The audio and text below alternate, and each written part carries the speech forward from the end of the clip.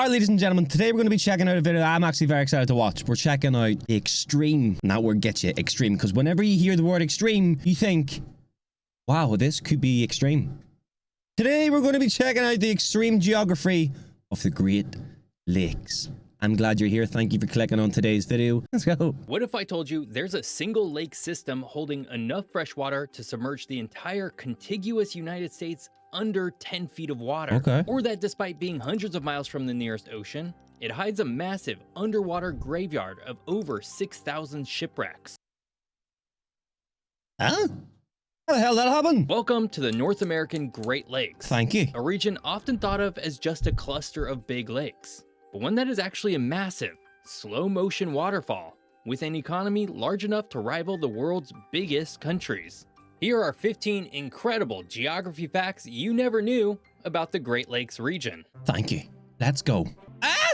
When we look at a map, it's easy to underestimate the sheer volume of the Great Lakes. Together, they hold an incomprehensible 6 quadrillion gallons of water. Oh, that's a To lot. put that in perspective, this represents roughly 21% of the entire planet's surface fresh water. That is mental. This holds 21% of the entire Earth's fresh water. What the flip? And a staggering 84% of North America's supply. If you were to somehow pull the plug and pour all of the water over the contiguous United States, the entire country from coast to coast would be submerged nearly 10 feet underwater. Oh my This massive gosh. volume makes the region one of the most strategically and ecologically vital areas on Earth. It's quite Serving terrifying. as a global freshwater bank that dwarfs almost every other lake system, Damn. trailing only behind Russia's ancient Lake Baikal and the planet's polar ice caps in terms of total freshwater volume. This may be a stupid question, but there's no chance of that happening, is there? That these can't just leak out someday and just flood everywhere, right? The behemoth?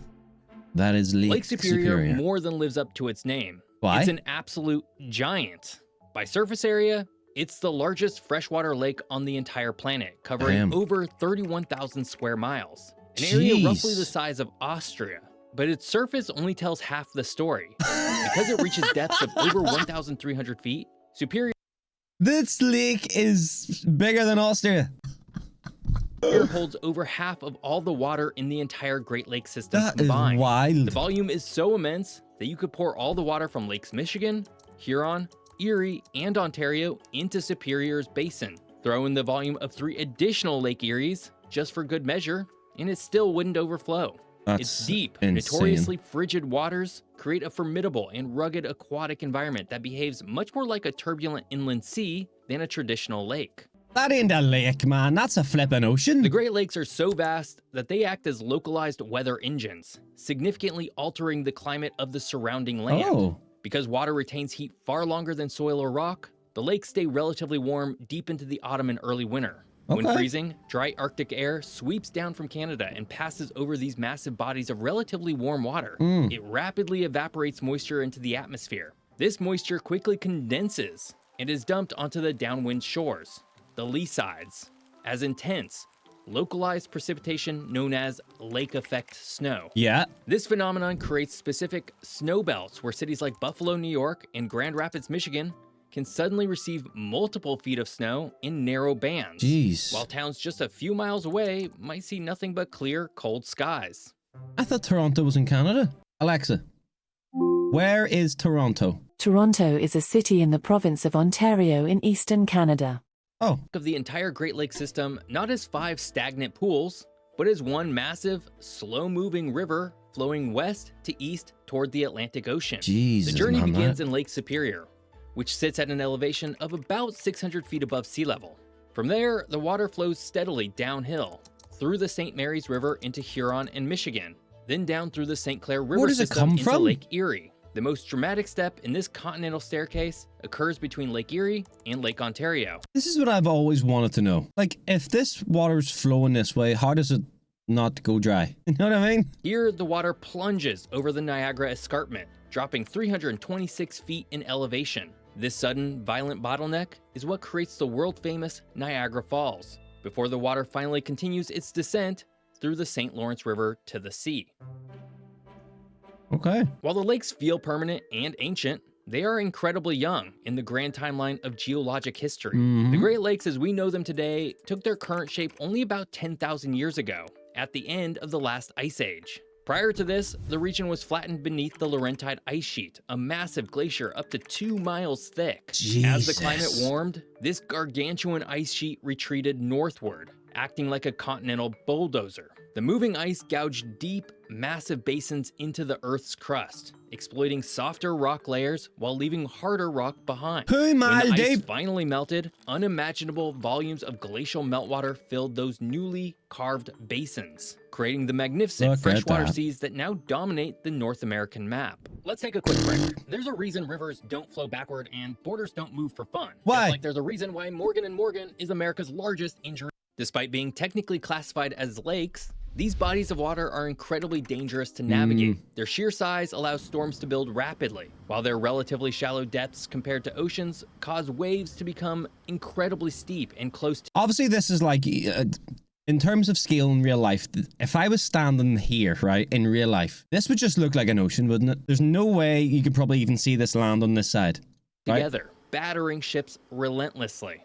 As a result, the Great Lakes are a massive underwater graveyard. Damn. Historians estimate that there are between 6,000 and 10,000 shipwrecks scattered across the lake. That is claiming wild. the lives of an estimated 30,000 sailors over the centuries. The most infamous of these tragedies occurred during the gales of November, a fierce weather pattern that famously sank the massive freighter SS Edmund Fitzgerald in Lake Superior in 1975, reminding the modern world that even the largest steel ships are at the mercy of the inland seas. How did it sink?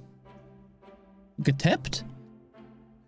The cultural geography of the region is deeply woven into the names of the lakes themselves, 4 of which derive directly from the languages of the indigenous peoples who have lived along their shores for millennia.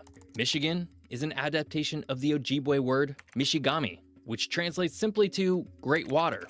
Ontario comes from the Wyandot word, believed to mean Lake of Shining Waters. Erie was named by early French explorers after the Eries tribe, an Iroquois group who lived along its southern shores. Huron is the exception, being a name given by the French to the local Wyandot people. Acknowledging these names is a constant reminder of the complex, rich First Nations and Native American history that predates European arrival by thousands of years. The canal that built an empire. In the early 19th century, the formidable Appalachian Mountains acted as a massive geographic wall blocking the movement of goods and people between the Atlantic coast and the resource-rich interior of North America. This all changed in 1825 with the completion of the Erie Canal. This monumental engineering feat artificially connected the Hudson River Valley in New York directly to Lake Erie. Almost overnight, transport costs for bulk goods plummeted by 95%. The canal funneled the immense agricultural wealth of the Midwest straight into New York, bypassing the alternative route down the Mississippi River. This geographic pivot fueled a massive population boom in the Great Lakes Basin and cemented New York City's status as the financial and commercial capital of the United States. Bro, wait, bro, look how small New York is. This kind of just puts into perspective how big America is, man. Look at the size of New York compared to America. Oh my goodness. Commercial capital of the United States. That's insane. Crazy. Reversing a river to see As Chicago rapidly industrialized in the late 19th century, it faced a massive geographic and public health crisis. Oh dear. The city's sewage was flowing directly into the Chicago River, which emptied into Lake Michigan, the exact same place the city drew its drinking water. This deadly loop caused devastating outbreaks of waterborne diseases like cholera and typhoid. To save its population, engineers executed one of the most audacious infrastructure projects in history. They reversed the flow of the Chicago River. Completed in 1900, a massive canal system was cut through the subcontinental divide. Hell would you even do that? By artificially lowering the river's channel, the water was forced to flow backward, sending Chicago's wastewater south towards the Mississippi River Basin, permanently altering the hydrology of the region to protect its freshwater source. Crazy. A crucial naval theater. It's strange to think of naval warfare taking place in the middle of a continent. Yep. But during the War of 1812, the Great Lakes were a fiercely contested war zone. Both the United States and the British Empire recognized that controlling these waters meant controlling the vital supply lines to the North American interior. This led to intense arm races and shipbuilding campaigns on the shores of Lake Ontario and Lake Erie. The conflict peaked at the Battle of Lake Erie in 1813, where American forces under Oliver Hazard Perry decisively defeated the British fleet. The stalemate of the broader war ultimately led to the Rush-Bagot Treaty of 1817, which strictly limited military vessels on the lakes and established the foundation for the famously demilitarized US-Canada border. Okay. Economic titan of Today, the the Great Lakes Megalopolis. region is far more than a geographic feature. It's an economic titan. The area forms a massive cross-border megalopolis stretching from Chicago and Milwaukee in the west, Megalopolis? through Detroit and Cleveland, all the way to Toronto and Montreal in the east. Roughly 60 million people, almost a fifth of the US population and a quarter of Canada's, call this Jeez. basin home. Because of its dense population, historic manufacturing infrastructure, and vast agricultural output, the region is a global powerhouse. If the Great Lakes region were an independent country, its highly integrated binational economy would generate a GDP of over $6 trillion US, making it the third or Oh fourth largest my economy in the world, God. heavily driving the North American supply chain. The busiest lock system in the world. To This move is an heavy awesome cargo video. I from the love mines of this. the upper Midwest to the steel mills of the lower lakes, massive freighters must navigate the St. Mary's River, Okay. which connects Lake Superior to Lake Huron. However, the river features a treacherous 21-foot drop over a series of violent rapids. The solution is the Soo Locks, located in Sault Ste. Marie, Michigan. These engineering marvels are the busiest lock system in the world What based on the is tonnage that? of cargo that passes through them. Handling around 10,000 vessel passages a year, the locks lift and lower massive ships carrying 86 What? million tons of cargo, primarily iron ore, coal, and grain. This single How does that geographic work? choke point is so critical that any prolonged shutdown would send shockwaves through the entire North American manufacturing economy. How do they even work? Do they just flood them with water and the boat rises up? Beyond global trade and heavy industry, Ooh. the most critical function of the Great Lakes today is sustaining human life. Okay. They act as the primary drinking fountain for more than 30 million people in the United States and Canada. That's This insane. staggering reliance makes water quality management one of the most pressing human geography issues of the 21st century. I feel like it always The lakes will be, though, face won't it? constant modern threats. Agricultural runoff causing toxic algae blooms, Hmm. particularly in the shallow, warmer waters of Lake Erie, legacy industrial pollution, and Dude, invasive we're so delicate, aren't we? Like how much we rely on water to be clean enough to drink. If the water on our planet becomes no longer healthy, we are out. Au revoir, you know? R.I.P. Kind of crazy when you think about it, man. We're so delicate, bro. species like zebra mussels that disrupt the food web.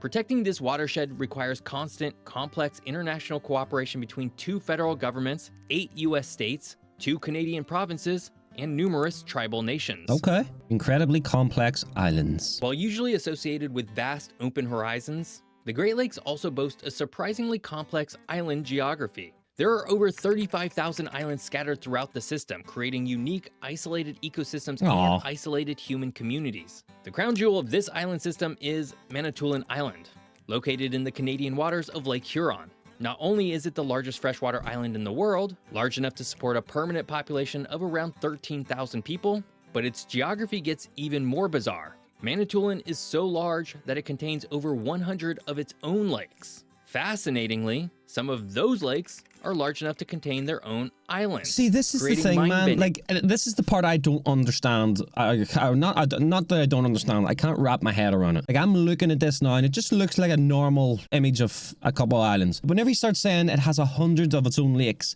and those lakes contain their own islands, like, to think about that is just mental. It's just insane. Because where I live in Ireland, we do not have that, man. We got like one lake in the middle and shit.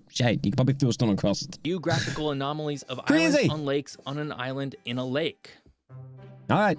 An international maritime highway. The Great Lakes aren't just an internal transport network. They're connected directly to the global economy via the Great Lakes St. Lawrence Seaway. Yeah. Completed in the 1950s, this massive system of locks, canals, and dredged channels allows deep draft ocean-going vessels, often called salties, from all over the globe to sail straight into the heart of the North American continent. Cool. Because of this artificial geographic connection, a ship can load a cargo of grain at the port in Duluth, Minnesota, which holds the title of being the furthest inland freshwater port in the world, and sail continuously for over 2,300 miles, Holy bypassing waterfalls shit. and rapids until it reaches the Atlantic Ocean and heads off to international markets. How hard would it There's be to not drive another those single ships? geographic feature more prominent or more important to the United States and Canada as the Great Lakes. Cool. They are, for lack of a better term, the continent's savings account when it comes to fresh water. A hard And beat. because of that, they've developed as one of the most important cultural and economically powerful regions in the world. All right, ladies and gentlemen, that was the geography of the Great Lakes of North America. Always really, really cool to see. I love geography, man. I love seeing all these different things, all these different facts. And I feel like the one that blew me away the most there was just the fact that those boats can maneuver around those little lakes and then eventually get out onto the Atlantic Ocean. Like, they need to maneuver over 2,000 miles before they're actually out into the ocean. Crazy. Absolutely insane. We need to take care of our world, man. Because if we have no fresh water, we will all die. And that won't be great. Thank you for your time today. I appreciate it. As always, before you go, I would love it if you could just like the video, maybe subscribe, and I'll see you in the next one.